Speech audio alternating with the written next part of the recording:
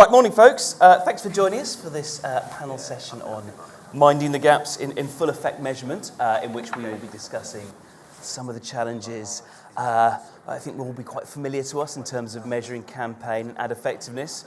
At the same time, we're trying to answer this question actually of whether offline channels can perhaps plug some of those gaps in an increasingly digital world.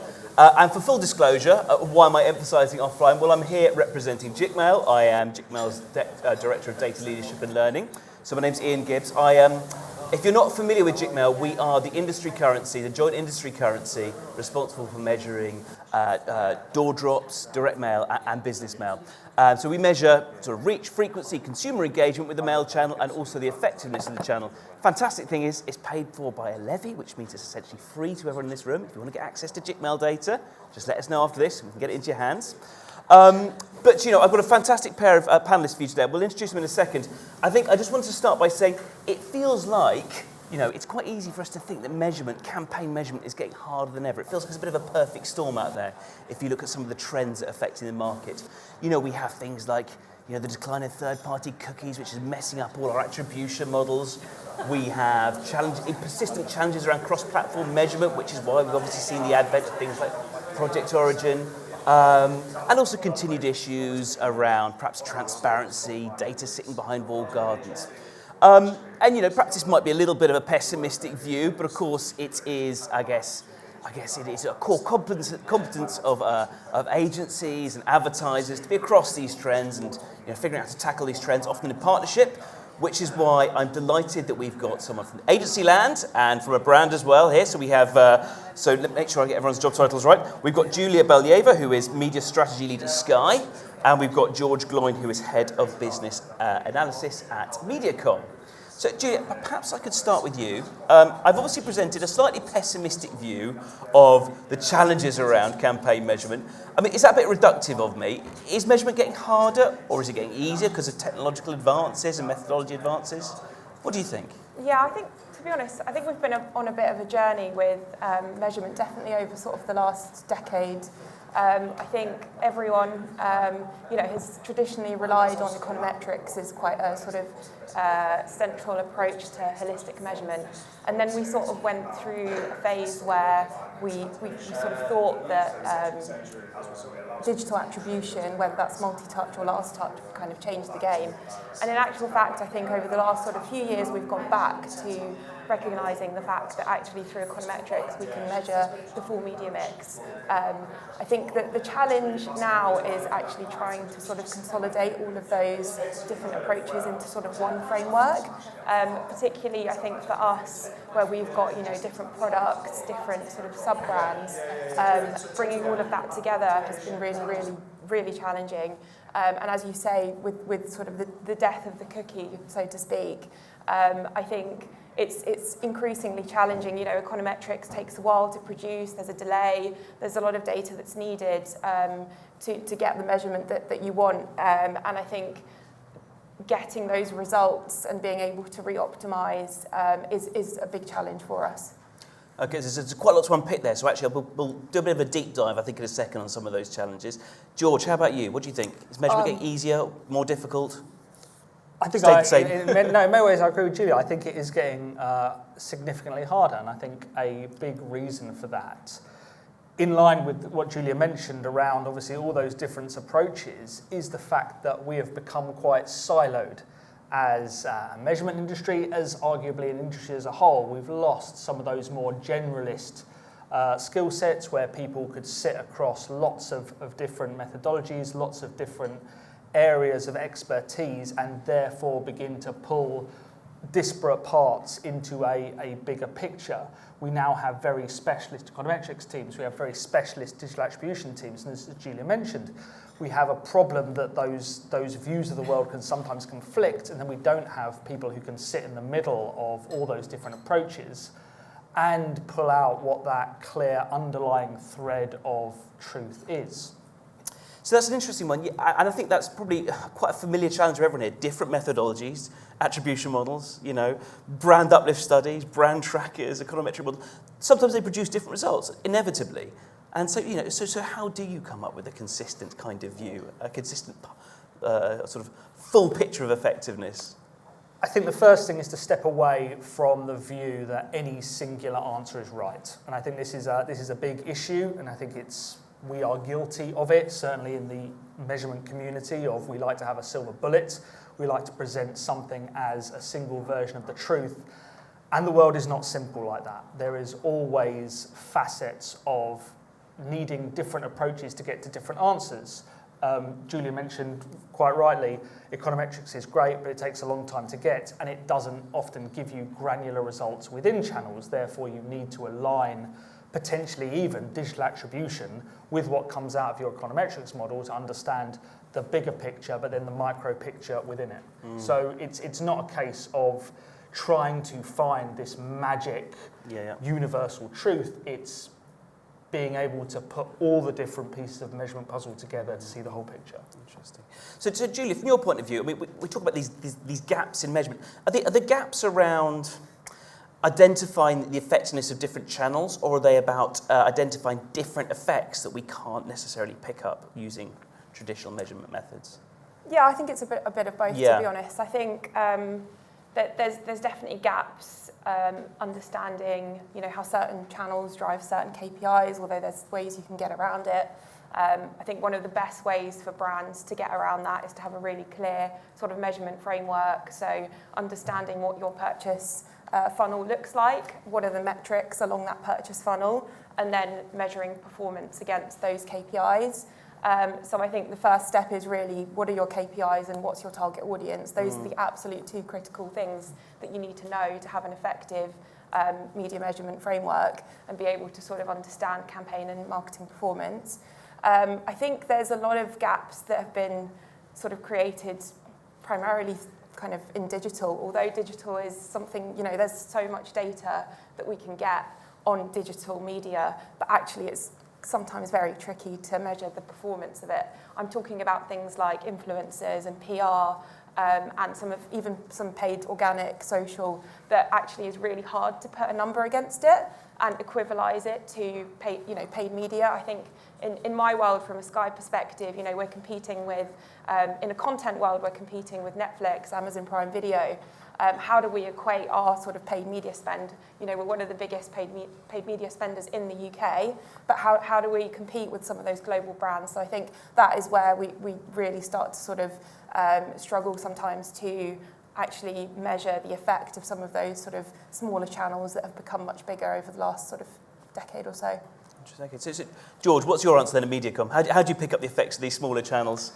So I think there's a couple of points in play there. So the first is, as Julia said, absolutely the fact a measurement framework needs to be at the heart of a strategy, and I think this is one of the areas that we need to evolve within, involving those measurement teams far earlier on in the process. So once a plan is outlined and obviously the strategy, the great thinking, the creative has all been thought about, at the very beginning of the process, we're thinking about what do we need to shape within that plan to be able to measure those more interesting, more nuanced channels that are being included, with a view of incrementality needing to be at the heart of any measurement framework. So trying to understand what did people do differently because they were exposed to a certain element of our plan that they wouldn't have done otherwise.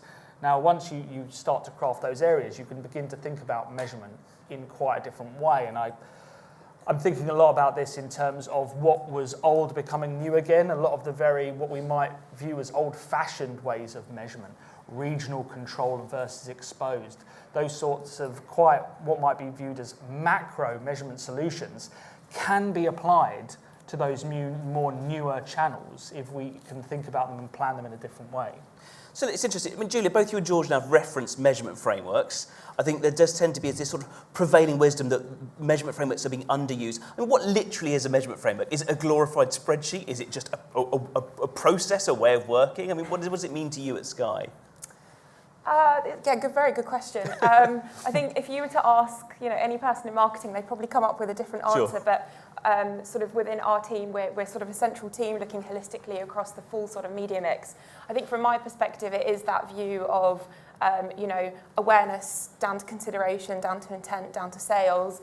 What how do you measure performance across each of those different stages of that purchase journey? So I think our measurement framework is identifying which tools work best at identifying performance across those different stages. So, you've got the big tools like econometrics that sit sort of across all of it, but then you've got digital attribution, which can help with sort of sales measurement, and then you've got the test and learn. I mean, I'm a big believer in test and learn, but I think what you need to do first is sort of identify performance at a holistic level, and then you go into market and start, tweaking and course correcting things through sort of a test and learn framework. But it's really, I think, identifying those different layers of measurement. And some of them you can get in quarter or within campaign.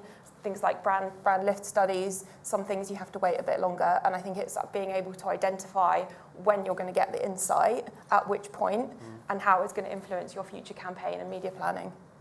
And so George, for you guys, would you have one measurement framework that you would deploy across all clients, or does different clients have different frameworks that you would recommend? Or the philosophy of how we design a measurement framework is consistent across every client. Yeah. Obviously, because every client is a unique, beautiful snowflake, those measurement frameworks can then differ. I think it goes back to the point that Julia made around a really clear understanding of what are the KPIs that we're trying to drive for our clients, and therefore what are the best measurement approaches for understanding movements in those KPIs. Where that becomes interesting is, I think, needing to link that back again, as I said, to the beginning of the briefing process to really understand for each individual media brief, what is the KPI we're trying to drive within it. Almost, again, it's a really easy, I think, in a media brief to say, right, we want to drive awareness, sales, and penetration.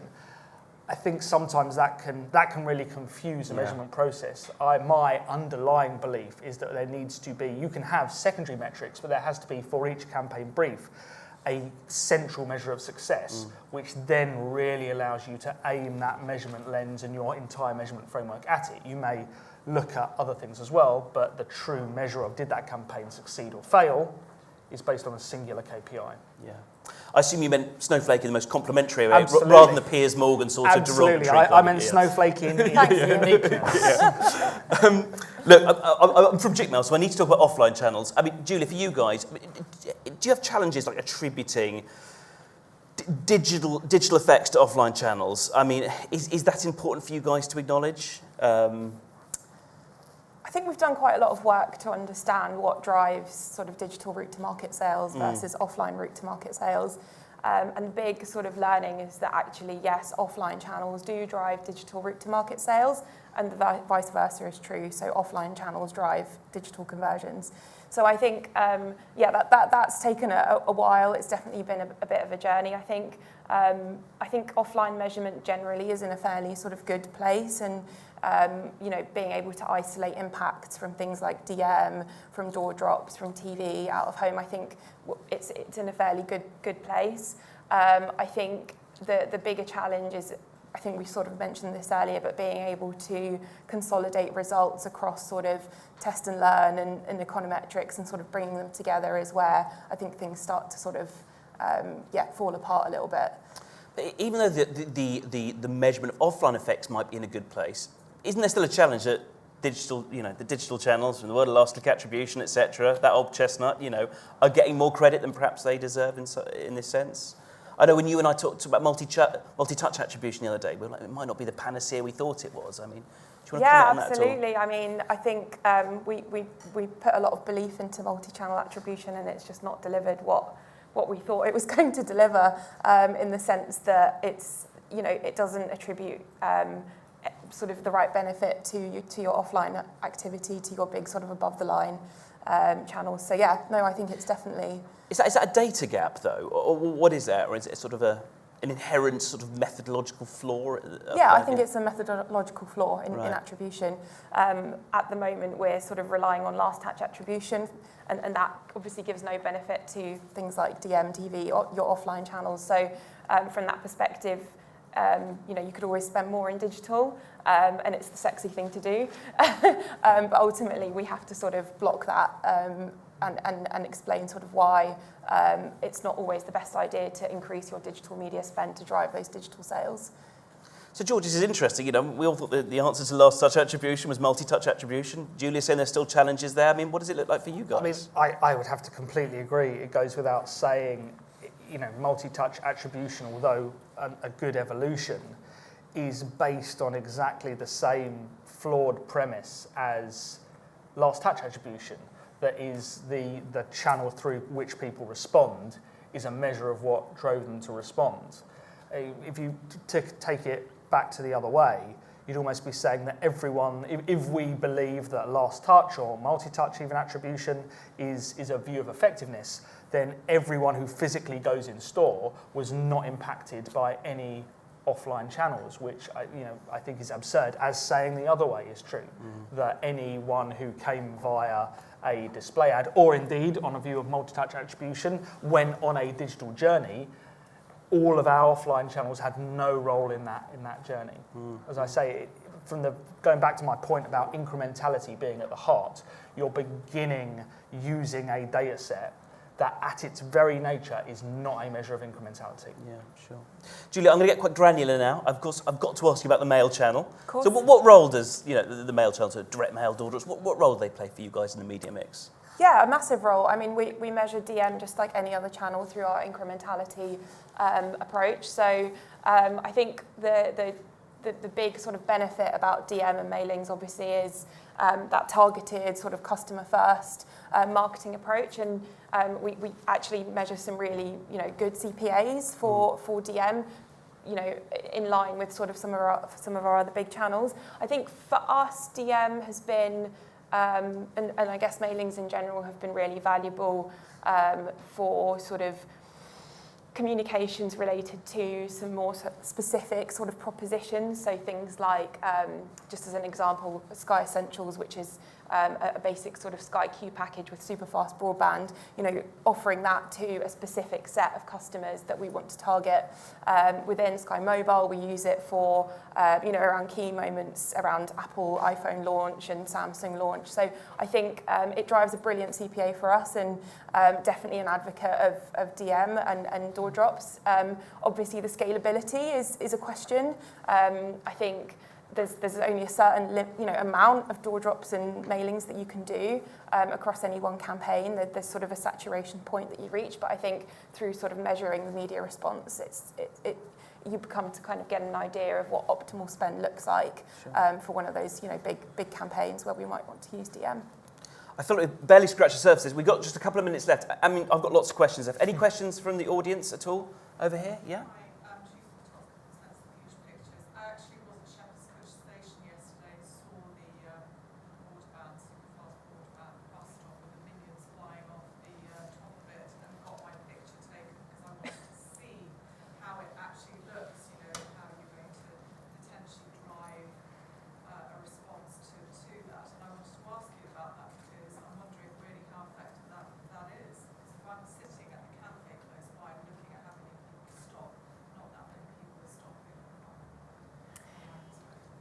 Yeah, I mean, out of home is always a tricky one. I think for broadband particularly, we've had a huge amount of success with the Minions partnership.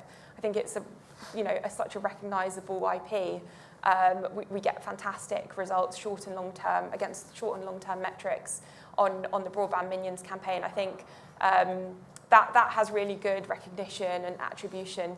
I think where it's trickier in out of home in those environments is to land some of the content credentials which don't quite work in a static environment. So actually, things like pushing sort of, TV primarily is really hard to land in out of home, particularly when you're looking at Sky Glass or a piece of content. That in that sense, AV becomes a lot more sort of important. Any more questions? Yes. Very, very quick one for me from a jigsaw point of view. It's kind of interesting to pick up the kind of some of the sort of way forwards about incrementality being at the centre of it in test and learn. Because I think one thing that we would say from the jigsaw data is that it's picking up really interesting effects. Those indirect effects of physical mail in a digital world, and it drives lots of word of mouth. It drives great digital traffic. And at the very least, some of those things are quite surprising and not the sort of preconceptions of some of the effects you might expect. So I'm interested to sort of, is that part of the way forward about that structured test and learn approach to create a little hypothesis and then put it to the test? So I think it's a really interesting space, and it was something I'm glad I could have the opportunity to touch on.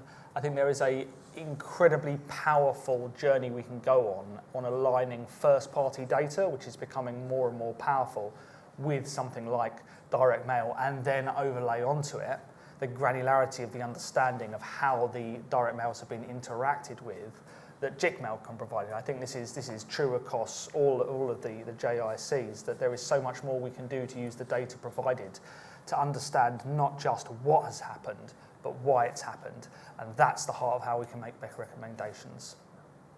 Right. I feel like, we could talk about this all day. It's been great to have you along though, guys. Absolutely fascinating. I'd love to check in with you in a few months' time, see how it's all going. Thanks for coming along, everyone. Thanks, everyone.